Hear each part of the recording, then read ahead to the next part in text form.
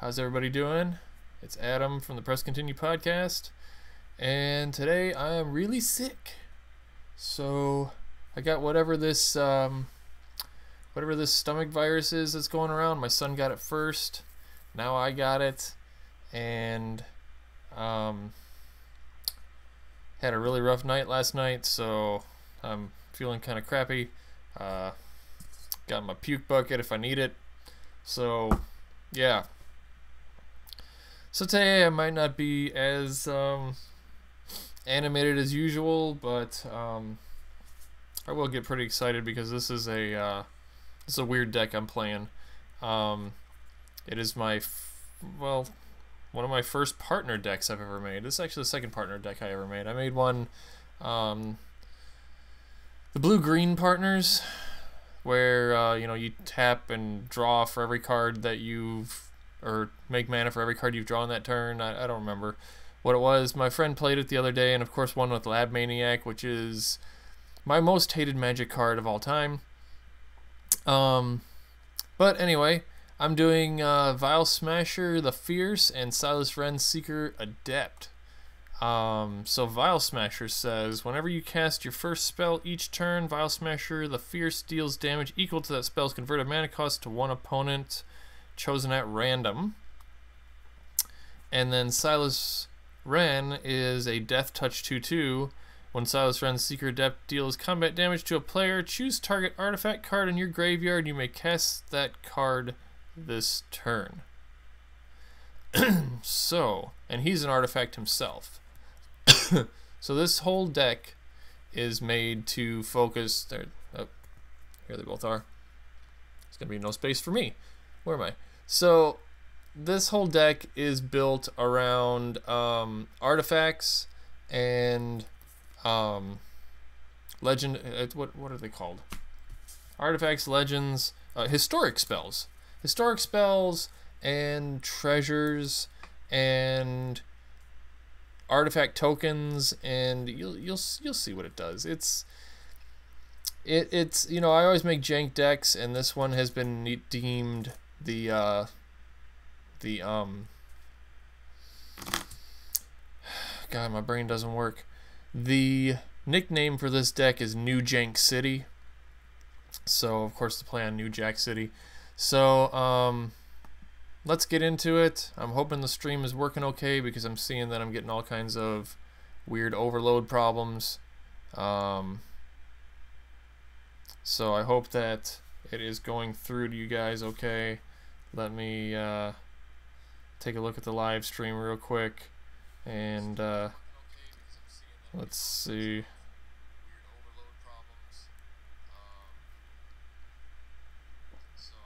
And the chat is working. Good. All right. So that's 2 out of 3 ain't bad. So let's let me get into it and blat out. All right.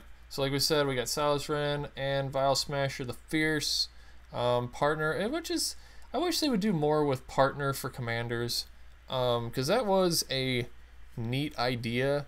And I mean, the only reason literally that Silas Renn is in here is because I wanted black, or I'm sorry, I needed blue in there as well. Mainly Vial Smasher is the one that I use for damage in this deck. So I'll play Vial Smasher as quickly as possible, and Silas Renn is just there as another artifact, because again, it essentially is an artifact deck. So let's get into it, and you'll see what I mean. So first we're going to get into like some card draw stuff. So we got a Skull Clamp. Quick creature gets +1/-1. Whenever a quick creature dies, draw 2 cards, equip for 1.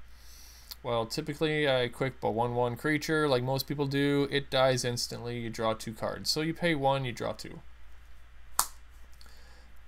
Open into Wonder. 2 blue and an X. X target creatures can't be blocked this turn. Until end of turn, those creatures gain, whenever this creature deals combat damage to a player, draw a card. So, makes stuff unblockable, and it makes you draw cards. All good stuff. I just realized I forgot to show you guys the land base of this first, so we'll do that after this. Faceless Looting. Draw 2 cards, then discard 2 cards. It has a flashback of 3, which means, of course, flashback, you can play it again from your graveyard and then it's exiled. I don't mind discarding cards because I have ways to bring artifacts back from the graveyard directly into play, cheating stuff into play. Tormenting Voice is an additional cost to cast Tormenting Voice, discard a card, draw 2 cards. So again, don't mind discarding some stuff to draw more because I'm just going to get it right back. Molten Psyche. Each player shuffles the cards from his or her hand into his or her library, then draws that many cards. Metalcraft. If I control 3 or more artifacts, Molten Psyche deals damage to each opponent equal to the number of cards that player has drawn this turn. So again, it's kind of like a crappy Wheel of Fortune that does damage. I'll always have more than 3 artifacts, so that's not a problem. So, moving on. Pirate's Prize. Draw 2 cards, create a colorless treasure artifact. Only 1? I thought it made 2. And that treasure has tap, sack an artifact, add 1 mana of any color to your mana pool. So again, making an artifact token, which is what this deck does a lot of. Thoughtcast, affinity for artifacts, which means for every artifact I have, it costs 1 less. And draw 2 cards. So again, 1 blue, I draw 2 cards because I always have enough artifacts on the board. Pirate's Pillage. As an additional cost to Pirate's Pillage, discard a card, draw 2 cards, then create 2 colorless treasure artifact tokens. So there you go. Again, I don't mind discarding 1 to draw 2 and then making 2 artifacts. I'm good with it. Brass's Bounty. This is what really made me want to start doing this treasure stuff. For each land I control, create a colorless treasure artifact token. So it's 7 mana, which means you're going to get 7 treasure tokens. And then you can use them right away for colors. You can do whatever you want with them next turn. It's good stuff. Storm the Vault. Whenever 1 or more creatures you control deal combat damage to a player, create a treasure. At the beginning of your end step, if you control 5 or more artifacts, transform Storm of the Vault. So, flipping it turns it into tap to add one mana of any color, or tap to add 1 blue to your mana for each artifact you control. So it turns into a Tolarian Academy, basically. Which, again, could make a ton of mana in this deck because I have so many artifacts on the board. Okay, you ready for this awesome looking card? Revel in Riches! I have it in another deck and I haven't gotten another one, so I made a really crappy version of it. But if an opponent's creature dies, I get a treasure token. If on my upkeep I had 10 treasures, I win the game. So, and it's an enchantment. Black enchantment. So there's your Revel in Riches. There's the best looking proxy you will ever see in your entire life. Soul Ring. Everybody knows Soul Ring. Tap to add 2 colorless. Inspiring Statuary. Non-artifact spells you have Improvise. Improvise means artifacts can tap to pay 1 colorless mana for that. Well, of course, this is an artifact, so this right there, I've got 1 extra mana for that. This also turns all my treasures into basically colorless land, because I don't have to sacrifice them to get the mana out of them. I can just tap them for colorless mana, which is pretty sick. Mycosynth Lattice. All permanents are artifacts in addition to their other types. All cards that aren't on the battlefield, spells, and permanents are colorless. Players may spend mana as though it were mana of any color. So there's a few reasons for this, and I will show you later. This is a card I thought would never come into handy, but turning everything into artifacts, it can get pretty ridiculous with this deck that everything is an artifact. And basically, colored mana doesn't matter anymore. So that's a good, cool deal. Mirage Mirror. Pay 2. Mirage Mirror becomes a copy of target artifact, creature, enchantment, or land until end of turn. So essentially, I can have 2 of anything in the deck, or copy whatever is coming at me and destroy it. Underhanded Designs. This is one, it's a card that might get cut out. I have not played it yet, so I don't know how I feel about this. But whenever an artifact enters the battlefield under my control, I can pay 1. If I do, each opponent loses 1 life and you gain 1 life. Pay 2, sacrifice this card, destroy target creature. Activate this ability only if you control 2 or more artifacts. Well, I'm always going to have 2 or more artifacts. So it's a way to do damage and gain life, but I don't know how I feel about that yet. Efficient Construction. Whenever you cast an artifact spell, create a 1/1 colorless Thopter with flying. So again, making more artifacts. Mechanized Production. Enchant artifact I control. At the beginning of your upkeep, create a token that's a copy of enchanted artifact. Then if you control 8 or more artifacts with the same name as one another, you win the game.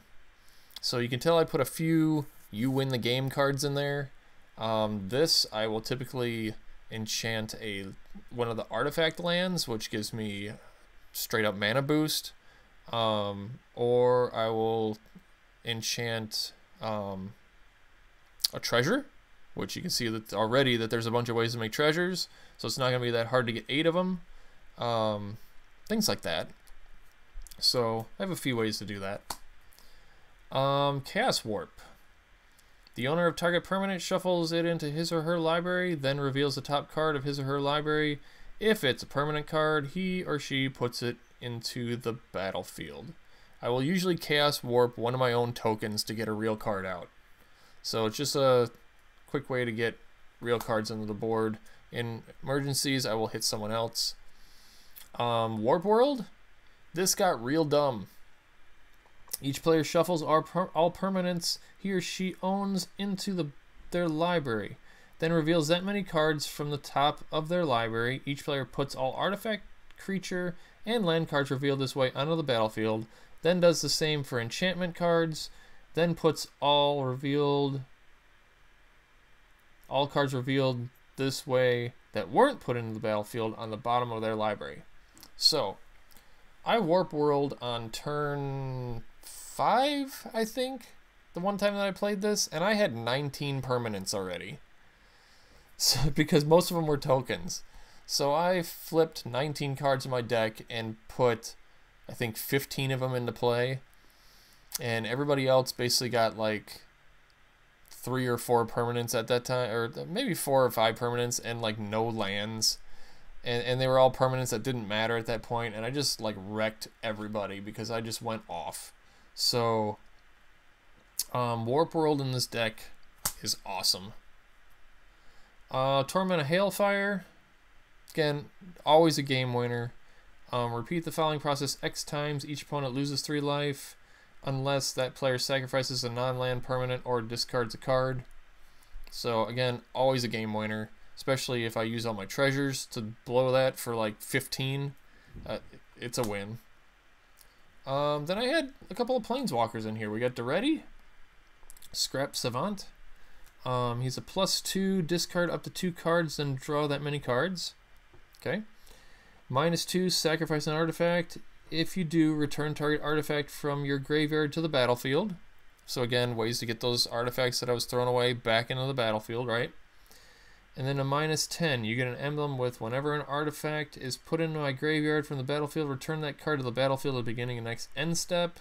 And Deadeye can be a commander. Of course, I'm not using him as a commander, but he's got that option. And again, it's draw stuff and it's mess with artifacts from the graveyard, and I'm cool with that. So he's worthwhile. Saheeli, I talked about this last week with Saheeli. +1, create a 1/1 servo artifact creature token. +1, the next spell you cast costs 1 less for each artifact I control. So basically giving it, well, even better than improvise. And then -7. For each artifact I control, create a token that's a copy of it. Those tokens gain haste. Exile those tokens at the beginning of the next end step. Saheeli can be a commander. So it's another one that can be the commander. This was off that new Commander 19 set. And second I saw that deck, I had to have it because so many of those cards went into this idea that I already had before this deck was even announced. So it just made it just made this deck finally work. We got a Karn, Scion of Urza. +1, reveal the top 2 cards of your library. An opponent chooses one of them. Put that card in your hand. Exile the other card with a silver counter on it. -1, put a card you own with a silver counter on it from exile into your hand. So 2 card draw things, and then this is what really does it here. -2, create a 0/0 colorless construct artifact creature token. With this creature gets +1/+1 for each artifact I control. Again, when I did that crazy Warp World thing, I was making 19/19 creatures. And then I attacked somebody and made them all unblockable. And he instantly conceded. It was ridiculous. So Karn, working real good for me too. Again, these are all legendary since all planeswalkers are now legendaries. So that makes them historic spells. So that's the start of showing off some of the historics. Again, we skipped the land portion of it, so let me go over the land part with you. We got 1, 2, 3, 4, 5, 6, 7, 8, 9 basic mountains. We got 1, 2, 3, 4, 5, 6, 7, 8, 9, 10, 11 basic swamps. And 1, 2, 3, 4, 5, 6, 7, 8, 9 basic islands. Then we got the non-basic lands. We got a command tower. Add 1 mana of any color in your commander's identity. Well, of course, we got partners, so we got all 3 colors there. We got a few black-red lands, Smoldering Marsh. Enters battlefield tapped unless you control 2 or more basic lands. We got a Foreboding Ruins. I can reveal a swamp or mountain card from my hand. If I do, it enters the battlefield untapped. Makes black or red. And then we got a Temple of Malice. Comes into play tapped, but when it comes into play, I scry 1. Makes black or red. Then we got the artifact lands here. We got Vault of Whispers for black. Seat of the Synod for blue. And Great Furnace for red. 3 artifact lands. Darksteel Citadel, a nice foil of that I found. Indestructible. 1 colorless artifact land. And then a Zalfarin Void. Again, one of my favorite cards. Makes colorless, but when it comes into play, you scry 1. I mean, why wouldn't you play that card? It's so good. So let me shuffle up my lands a little bit. We went through some of the spells, and then we'll get into the crazy creature base. And you can tell this deck so far is like, what the hell is he doing? Well, somehow the whole thing works when it hits the table. Because, I mean, you notice it's an artifact deck, but so far you have not seen a lot of artifacts, right? And you have not seen a lot of historic spells, which historic again means artifact, legendary, or what? Artifact, legendary, and what's the third thing? Historic. Again, brain not working because sick. Artifacts, legendaries, and sagas. Okay, well, no wonder why I couldn't remember sagas, because I don't really play too many sagas. I think I have 2 sagas that are worthwhile. There's the green one and a black one, but I'm not putting that in here for any reason. They don't make sense. So the sagas were kind of an interesting idea, but I feel like they didn't do enough with them. I mean, it's one of those, it's going to be in one set and then it's gone. So, I I wish, again, they come out with these interesting things, but then they don't keep them around for long enough. Like treasures. I wish there was going to be more treasure cards, because treasures was a great idea. And I really enjoy the whole treasure idea and the whole pirates, dinosaurs not as much, but the whole pirate theme. But treasures for sure. I mean, when they're only doing these things for 2 sets, I wish they'd do it with 3 sets like they used to do, to keep the mechanics going a little longer and give you some more options to do things with cool mechanics that they come up with, and not have to wait till 10 years later when they decide, oh, let's bring this back. So, I don't know, that's my little rant right there. So, alright, now let's get into the creatures here, right?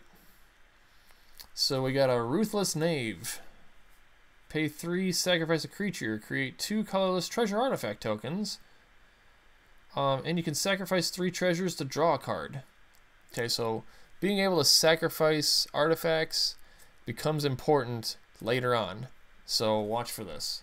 And of course, making treasures is a good thing for me. Captain Lannery Storm. It's a 2/2 haste. When Captain Lannery Storm attacks, create a treasure. Whenever you sacrifice a treasure, Captain Lannery Storm gets +1/+0 until end of turn. So you can power him up by sacking treasures, but also he makes treasures. Good. Filigree Familiar. I think I have this in every artifact deck. When he enters the battlefield, gain 2 life. When he dies, draw a card. Steel Hellkite. One of the ones I don't mind throwing in the graveyard early in the game. A 5/5 flyer. Pay 2. He gets +1/+0 until end of turn. Then X. Destroy each non-land permanent with converted mana cost X, whose controller was dealt damage by Steel Hellkite this turn. Activate this ability only once each turn. Dealt combat damage. So if this guy gets through, I've had people do this to me, and I think I mentioned it before, and you pay 0, you destroy all their token creatures, or all their tokens in general. So you don't even have to throw mana in. I've had somebody do that to me, and I was like, oh man, what? So, Steel Hellkite, great artifact creature. Here's again why I don't mind throwing stuff into the graveyard. Goblin Welder. Tap, exchange target artifact a player controls for target artifact card in that player's graveyard. So you can also do this to other people. But usually I'm doing it to myself because I'm drawing off the Faithless Looting and stuff like that to get extra cards. And then I bring them back. I sack a token, artifact token, to bring back something ridiculous. Treasure Nabber. I was very excited about this guy when I saw him. He's a 3/2. Whenever an opponent taps an artifact for mana, gain control of that artifact until end of turn. Till end of my next turn. So if anybody's using mana rocks, I get it. If anybody's using artifact lands, I get it. Okay, this is one of those reasons. Let me show you. This is one of the reasons that... Where the hell did I put it? That this is in there. Mycosynth Lattice. Okay, I mentioned that. So, whenever an opponent taps an artifact for mana, gain control of that artifact until end of your next turn. Okay, all permanents are artifacts, in addition to our other types. So if somebody taps their... If these are both out, and you tap land to make mana, well, all land, all permanents are now artifacts. So I'm going to have all your land next turn, till the end of my next turn, okay? And then I'm going to sack off your land to something like this to create treasures for me, okay? Or I'm going to tap this guy, sack one of your lands, that's an artifact, to bring back one of my real artifacts from the graveyard to play. This now you're starting to see the reason that this is in there and how it starts to get real crappy for everybody else, okay? So that's the Treasure Nabber. We're just going to put that to the side for now because there's a few other things that go with that. Like Hellkite Tyrant, Flying Trample 6/5. Whenever Hellkite Tyrant deals combat damage to a player, gain control of all artifacts that player controls, while all their permanents are artifacts. So I just stole your whole board. At the beginning of my upkeep, if I control 20 or more artifacts, I win the game. I got another one of those cards that just gives me win the game. Yeah, so I haven't done this yet because this is a new addition to the deck, but I can't wait to like steal someone's entire board and just watch them rage quit. Disciple of the Vault. Whenever an artifact is put into a graveyard from play, you may have target opponent lose 1 life. Oh, I thought that was only mine, but it's anybody's artifact. So that's just a cheap 1/1 that can do damage to someone, so that's why he's in there. Reckless Fireweaver. Whenever an artifact enters the battlefield under my control, Reckless Fireweaver deals 1 damage to each opponent. Again, if I'm... well, everything now is an artifact, right? What, Michael Synth Lattice. Also, stuff like... oh, what else? All these treasures coming out with... what's with Brass's Bounty? Right there is 7, so I'm doing 7 damage to everybody and getting 7 artifacts. Karn throwing artifacts out. This guy making servo tokens. Artifact lands coming into play. Just all kinds of stuff will trigger this, right?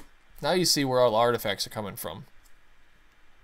Scattering Surveyor. When Scattering Surveyor enters the battlefield, you may search your library for a basic land card, reveal it, put it in my hand, and shuffle your library. Not the best, but it has helped me get the lands I need here and there. Especially if I'm blipping them in and out of the graveyard with, here's another fun thing, Goblin Welder with like these two. So I keep flipping these two in and out of the graveyard, and I go get a, so he comes out, I go get a land, then I flip him with Goblin Welder to go get Filigree Familiar, which gains me 2 life. Then the next turn, I flip him again, draw a card, go get a land, and like I have that kind of interaction going on where artifacts flipping in and out of the graveyard keep triggering. So that's fun. There's a few more that work like that, and I'll show you those when I get to them. Glint Ness Crane. It's a flying 1/3. Whenever Glint Ness Crane enters the battlefield, look at the top 4 cards of your library. I can reveal an artifact card from among them, put it in my hand, put the rest in the bottom of your library in any order. So it's kind of like a Scry for artifacts. Scry 4 for artifacts. Okay, there you go. That's the best way to say it. Sphinx Summoner. I still can't find a real freaking version of this card. Flying 3/3. When a Sphinx Summoner enters the battlefield, you may search your library for an artifact creature card, reveal it, and put it in your hand. If you do, shuffle your library. There's specific cards I go for with this, and I will show you later. We'll kind of put that to the side, and these two to the side, because we're still talking about that stuff. Salvage Titan. Something I just recently added to this deck, too. You may sacrifice 3 artifacts rather than pay Salvage Titan's mana cost. Well, that's usually not a problem because I have a ton of artifacts, right? Remove 3 artifact cards in your graveyard from the game. Return Salvage Titan from your graveyard to your hand. And he's an artifact creature.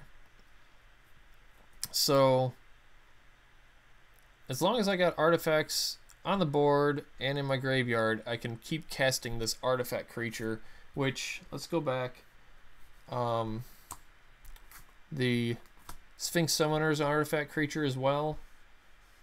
So there you go. So Salvage Titan I thought would be interesting because I realized I needed more ways to sacrifice artifacts for certain things in this deck to go off, and I thought that would be an interesting addition. Here we go. Thermal Navigator. I found this thing on accident. Sacrifice an artifact. Thermal Navigator gains flying until end of turn. So that's just a sack outlet for free. Again, that's another fun one. If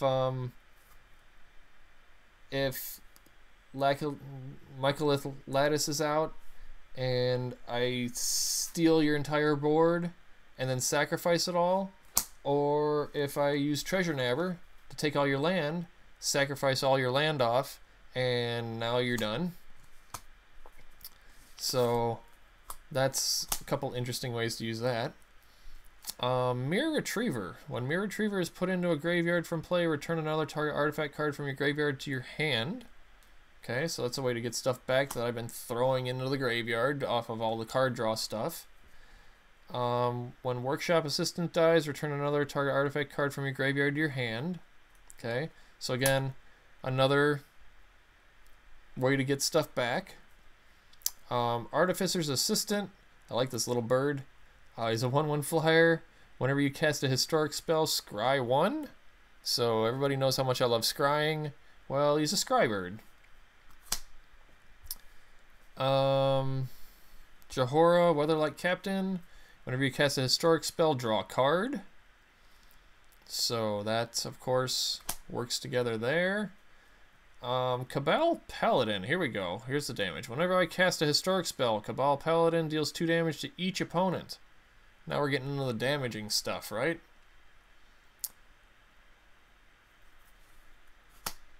Jahora's Familiar.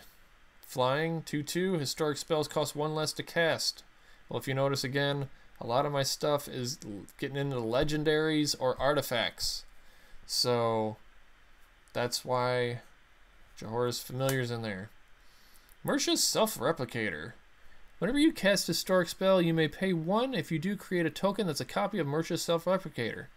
So this gets out of hand, and this really kicks in a lot with Improvise and all that other fun stuff. So I play him, then I play an artifact or a historic spell, right? And I pay 1, and now I have 2 of these. Then I play another historic spell. I pay 2 mana. Now I have 4 of these. Then I do it again, and now I have 8 of these. And it keeps blip, blip, blip, blip, blip, blip, blip, up, up, up, up, up. It just builds really fast once you get past the first couple of splits on this guy, and can easily get out of control real fast. Loyal Apprentice. He's a haste 2/1 with Lieutenant. At the beginning of combat on your turn, if you control your commander, create a 1/1 colorless Thopter artifact creature token with flying. Token's got haste until end of turn. Okay, pretty good. Free Thopters every turn, free artifacts every turn. I'll take it. Thopter Engineer. When Thopter Engineer enters the battlefield, create a 1/1 colorless Thopter. Artifact creatures I control have haste. So I got a Thopter artifact, and all my artifact creatures have haste. Maverick Thopterist with Improvise. So again, you can tap artifacts to pay 1 colorless mana towards him. When he enters the battlefield, create 2 Thopters. Okay, so again, making more tokens. Treasure Keeper, again, one of my favorite artifacts. When Treasure Keeper dies, reveal cards from the top of your library until you reveal a non-land card with converted mana cost 3 or less. You may cast that card without paying its mana cost. Put all revealed cards not cast that way on the bottom of your library in a random order. Okay, so that's another one that goes with this whole Goblin Welder thing, because you can keep flipping back and forth and getting a bunch of free creatures. So we'll put that under Goblin Welder. Also, we'll put Deretti over there too, because Deretti does the Goblin Welder ability as well, right? So keep all that together over there. Marionette Master. So much power from this guy. Alright, so first he's got Fabricate 3, which means when he comes into play, I can make 3 servos, 1/1 servos, or I can put 3+1 counters on him. Well, I'm putting 3+1 counters on him because of the second half of what he does, which says whenever an artifact I control is put into a graveyard from the battlefield, target opponent loses life equal to Marionette's Master's power. Okay, so I have done Brass's Bounty, and then used Brass's Bounty with Ruthless Knave, and done a bunch of crazy shenanigans and sacrificed enough artifacts to do like 26 damage? Because I would sack artifacts to make the 3 mana, to sack a creature, then make 2 more treasures. So I was just like sacking, making more treasures, sacking, making more treasures, sacking, making more treasures, until I ran out of treasures. And I was doing 4 damage each time I sacked one of those things. And I think I sacked like 7 or 8 artifacts with this guy out there, and almost stopped somebody from winning with a freaking Lab Maniac, which again, you know how much I hate Lab Maniac. And I got him down to 2 life, and he still won with Lab Maniac, and I was really mad because I thought I had the math done where I had him. So anyway, Marionette Master is such a powerful card. Every time I get it on the board, I feel good about myself. So put that over here. Sly Requisitioner. Sly Requisitioner has got Improvise, so again my artifacts can tap to pay for him. Whenever a non-token artifact I control is put in the graveyard from a battlefield, create a 1/1 servo. So it just makes it that I can make more tokens if people get rid of my regular artifact creatures. Also, again, that works with Goblin Welder, so we'll put that in that pile, right? Iron League Steed. 2/2 haste would fabricate 1, which means I could put a +1 counter on them or make a servo. Of course, I'm making a servo because I want more artifacts on the board. Whirler Rogue. When it enters the battlefield, make 2 Thopters. Tap 2 untapped artifacts I control. Target creature can't be blocked this turn. So again, ways to make stuff unblockable, kind of like I showed earlier with one of the spells I had. You see all this crazy artifact making stuff that's going to make those Karn constructs ridiculously strong. And then you got this thing, Brutaclad Telthor Engineer. Creature tokens I control have haste. At the beginning of combat on my turn, create a 2/1 blue mirror artifact creature token. Then you may choose a token I control. If I do, each other token I control becomes a copy of that token. So, if I have a Karn construct out there, which again is a power and toughness is equal to the amount of artifacts that I have. And say I have like 5 treasure tokens out there. Now I got 7 6/6s. No, even more than that. Yeah, 7 6/6s? 7 7/7s attacking somebody. What's interesting too with this guy is you can turn it into any token that you have. So I can have a bunch of token creatures and switch them all into treasures if I wanted to, and then be able to instantly sack everything off to Marionette Master and destroy. Or I can turn them all into Flying Thopters. Or I can turn them all into, you know, whatever the heck I feel like turning them into that I have a token of. Heck, if I've had mechanized production out there and I'm making lands, I can turn all those into artifact lands, which are a little harder for people to deal with getting rid of. And then whenever I feel like it again, if he's still on the board, I can switch them all back into creatures. It's just crazy amounts of stuff I can do with this guy. He is crazy powerful. He is, of course, historic, and he is an artifact himself. So again, all good stuff there. Thopter Squadron, a flyer. Thopter Squadron comes into play with 3 +1/+1 counters on it. You can pay 1, remove a +1 counter from Thopter Squadron, put a Thopter into play. That's a 1/1 flyer. Play it only as a sorcery. Well, that's something I didn't pay attention to, did I? Sack a Thopter, put a +1/+1 counter on Thopter Squadron, play this ability as a sorcery. Alright, so the other day, it didn't actually happen, but we were thinking about it. I could pay 1, and when somebody attacks, make a Thopter, block, and then put the counter back. But you can't do that as an instant, so I couldn't do that. That would have been amazing. This would have been a great card if you can do that. But you can only do it as sorceries. So, darn it. But still good because you have the option of making a bunch of Thopters, or at least 2 more Thopters for 2 more mana. I might have to switch him out for something. I'm not sure. Not sure what to do with this guy yet. Mirror Battlesphere.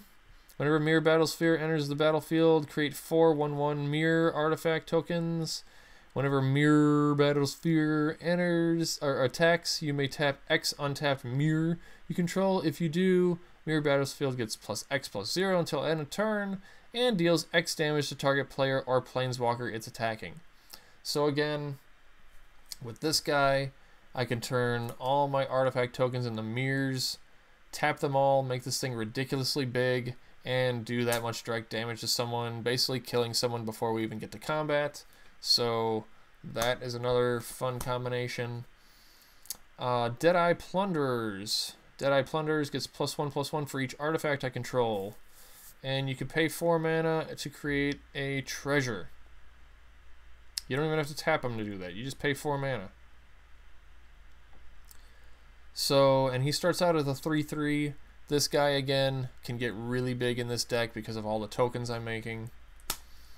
Darksteel Juggernaut, indestructible. Power and toughness each equal to the number of artifacts I control. Again, this thing gets out of control real quick. And he attacks each combat if able. So either people are blocking it or they're losing creatures to it because it's a big nasty guy. Now these, of course, I do not have either of these yet. And they are, for me, they're big money cards. So I have to proxy them for now. But Michael Synth Golem has affinity for artifacts. So again, every artifact I have automatically pays 1 mana for it. And then it makes artifact creature spells I have.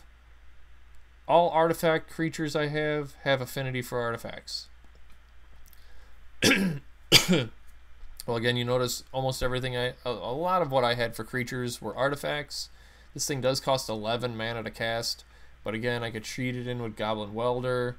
I could search it out in my deck with some of the other artifact searchies. I usually cheat this into play somehow. And then we got a Darksteel Colossus on 11/11 trample that's indestructible. And if it would be put into a graveyard from anywhere, reshuffle it back into my library. So again, I usually cheat it into play different ways. But that is the artifact base, or the creature base of the deck. So let's see, let's shuffle this mess up. Let's see what's going on.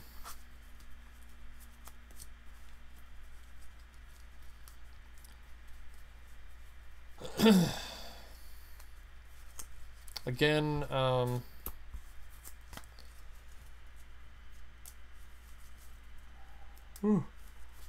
sorry. It's been a long day. Being sick is not fun. But if anyone's watching, or if you're watching a rerun of this, throw your comments in there. Tell me what you think. What should I take out? What should I put in? I always like to have suggestions for my decks that I show off. So give me that feedback. If you like what you're watching, hit that follow button. Subscribe. Whatever you want to do. I appreciate any support I get. Tell a friend. I appreciate any and all support I can get from anybody, any direction I can get it.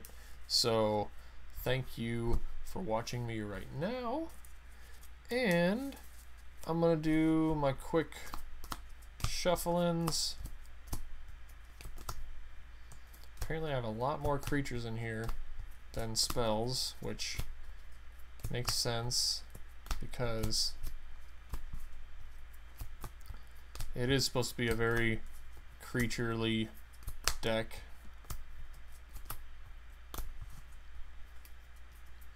But there are a lot of dumb little creatures, right? When the big stuff finally does hit the board, it gets out of control. People were just like, they had no idea what was happening on my side of the board, and the playmat, this playmat was not even close to being big enough to hold my board state. So I had so many freaking treasures, and when I play with anything that uses tokens, I don't like to use dice and just say how many of a token that I have there. I like to actually have each card on the board for each one of those tokens that I have. So like when if I have 15 treasures, I literally have 15 treasures on the board. Plus with all the improvised stuff, it makes it a lot easier to actually tap them, even though my board just gets so stupidly big that there's no idea. There's just so much junk on the table. But then you warp, or chaos, or warp world, and the whole thing gets very interesting. And I did just realize that warp world does not let you get planeswalkers on the field. So that is not, unless that's been errated. But I don't see why that would change. Because cheating planeswalkers into play, I don't know about you, but anything that deals with planeswalkers, I'm not a fan of. So we're going to do what we always do about this time and do some playthroughs. And let me check on my son real quick, because he was having some problems. So let me make sure.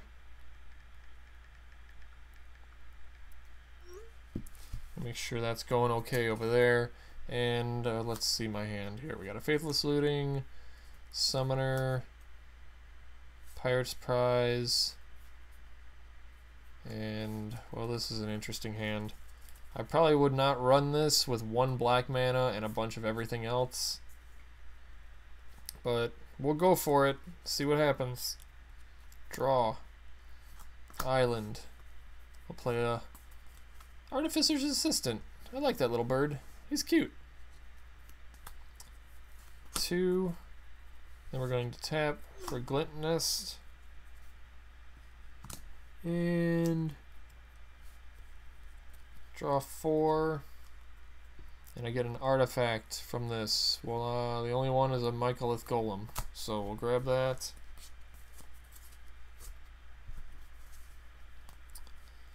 Draw another. Turn 3.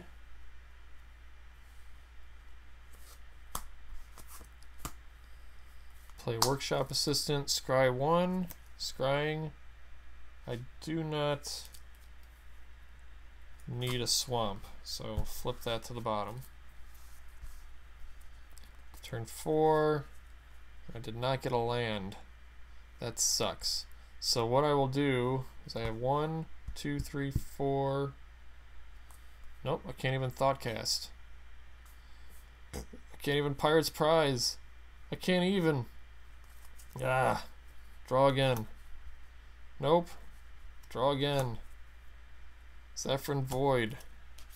Scry 1 for a Filigree Familiar. Put it to the bottom.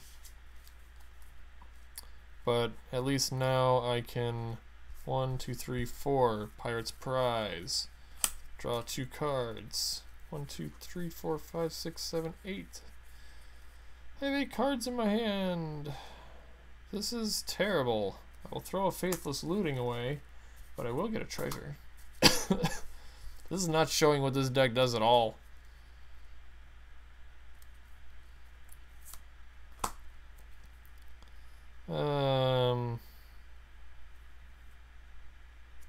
One, 2, 3, 4, 5.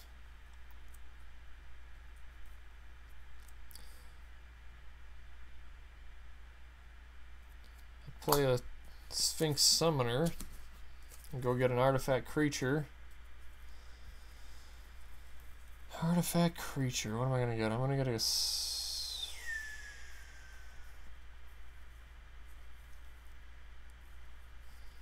I don't even know. Yeah, I can get that. Right? 1, 2, 3, 4, 5. Yeah, I get that. I'm good with that. Shuffle. I still have 1, 2, 3, 4, 5 mana technically, and I could 1, 2, 3. Put a Vial Smasher. I don't know why I didn't do that earlier.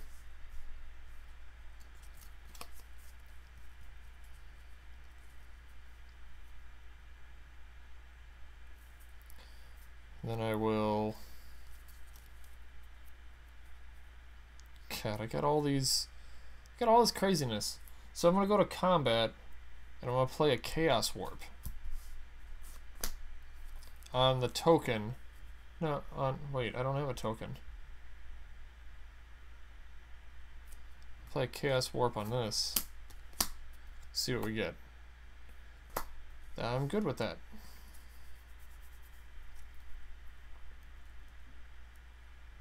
I don't even know what I'm doing. Let me just start over. Because that did not, that run kind of broke my brain. I think it's just because I'm tired too, from being a little sick.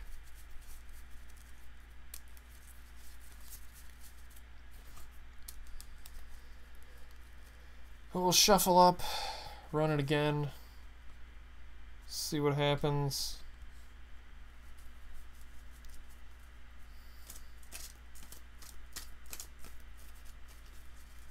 Alright. 1, 2, 3, 4, 5, 6, 7.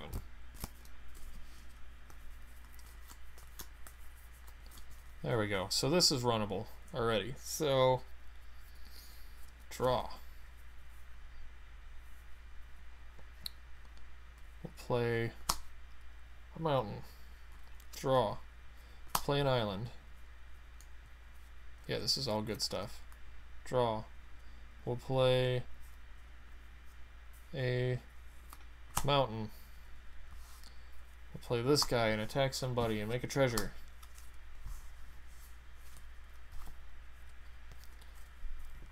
Oh, this is all so good. 4. We'll play 3, 4. We'll play Storm the Vault. Attack somebody. Make a treasure. Whoever deals combat damage to a player. Treasure. Okay. Play a Whisper of the Vaults.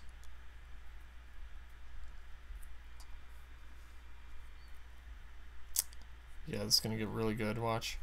Watch this. 1, 2, 3, 4, 5. Okay, so I'll just do 3.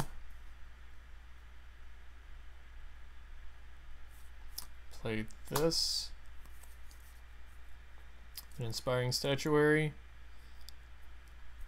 I'll play a Faithless Looting. Faithless Looting. To draw 2. And discard 2. Discard a Swamp.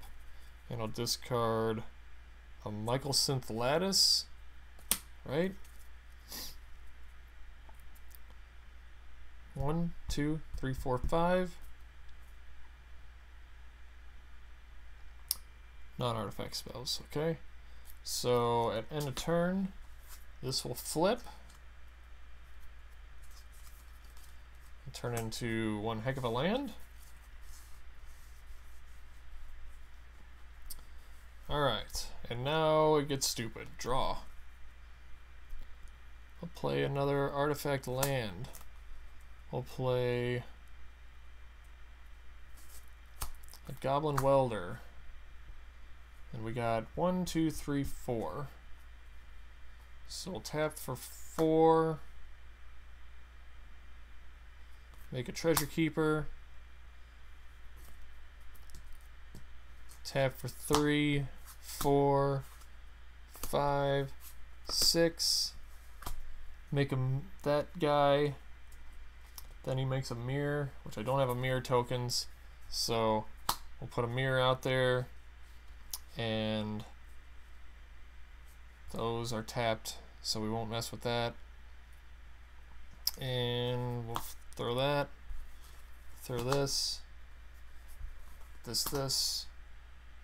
I have no hand? I played my whole hand. Oh no! So let's see. If I draw 2 and discard 2, I got a Reckless Fireweaver though. That's so good. I'll have to play a Reckless Fireweaver at this point. And then I will turn all my treasures into mirrors.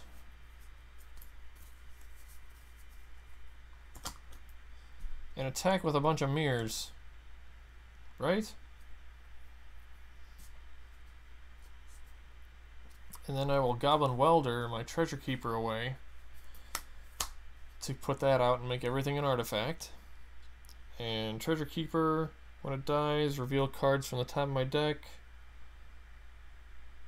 3 or less. So there's that. This was all tapped. See, the board gets real ugly real fast, right?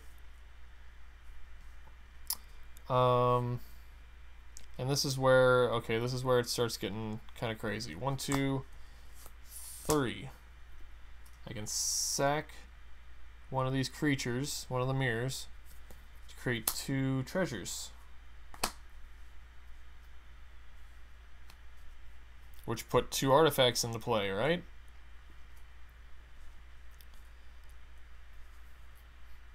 So everybody took 2 more damage. I could do it again if I wanted to, but I won't do it this time. So these are all mirrors. Draw a card. Whirling Rogue makes Thopters.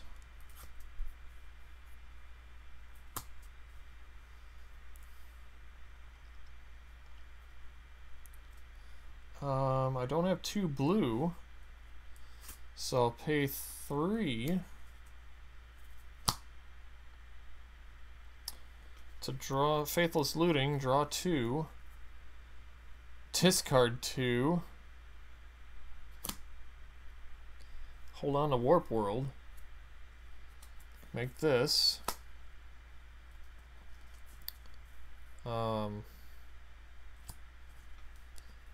turn, does it have to be? It turns all tokens into that. So I will leave that alone, but I will look at this real quick. So if I Treasure Keeper one of these away, or Goblin Welder one of those away to bring this out, do 1 damage to everybody, pay 3 to sacrifice it to make 2 treasures, and then flip, get another one, so that did 4 more damage to everybody. I gained 2 life, and then we're good with that. Then we flip, we get a land, and we do 3, 4, 5, 6, 7. Warp World. Okay, so if we Warp World, watch what Warp World does. 4, 7, because of the tokens. 7, 8, 9, 10, 11, 12, 13, 14, 15, 16, 17, 18, 19, 20, 21, 22, 23. Warp World is so much fun. So 23 permanents, right?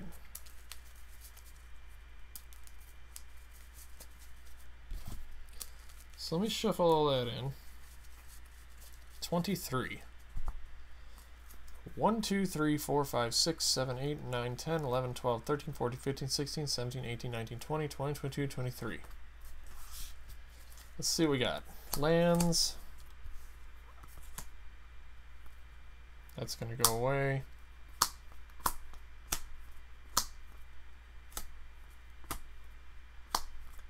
A lot of the same board, but with a ton of lands, right?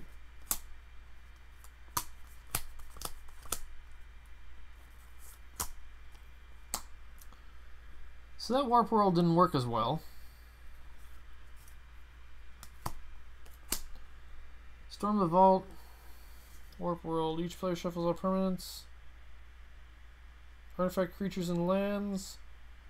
Says the same for enchantments. And this will go on. Karn and Saheeli will go to the bottom. Where did Karn go? I gotta look that up on Warp World to see. Let me check the Oracle text on that. So now I'm curious. So let's put this up here. Oracle Warp World. See if it does anything for Planeswalkers.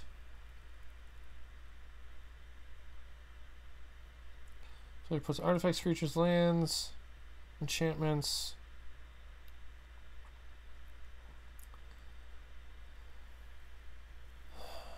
Taking it slowly, here's what happens.